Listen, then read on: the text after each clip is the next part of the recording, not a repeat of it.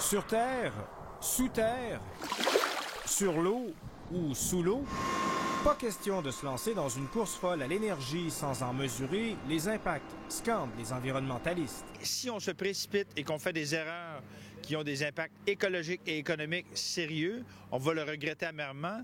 Il n'y a rien qui presse à ce point-là. Les citoyens et citoyennes au Québec sont prêts pour des changements, pour des politiques plus écologistes à ce niveau-là. Donc, c'est le gouvernement qui est complètement débranché de la réalité sociale et au niveau populaire. Pourtant, la ministre des Ressources naturelles a annoncé il y a un mois maintenant que toute activité d'exploration ou d'exploitation pétrolière ou gazière serait interdite dans l'estuaire du Saint-Laurent.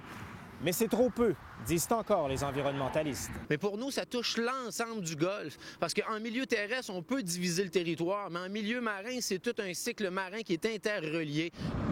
Ce qui ne laisse évidemment pas indifférents les scientifiques, notamment ceux qui s'intéressent au milieu marin, comme le Saint-Laurent. Il y a effectivement une course aux énergies et puis à la diversification des énergies. C'est tout à fait visible au Québec là, avec les nouvelles sources qu'on recherche à développer. Et cette course-là est sûrement inquiétante parce qu'elle pourrait menacer nos environnements. Le chercheur Émilien Pelletier appelle donc Québec à la prudence avant de faire des choix énergétiques.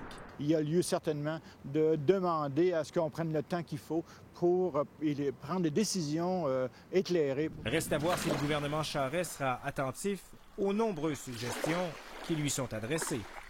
Gilles Turnel, TVA Nouvelles, Rimouski.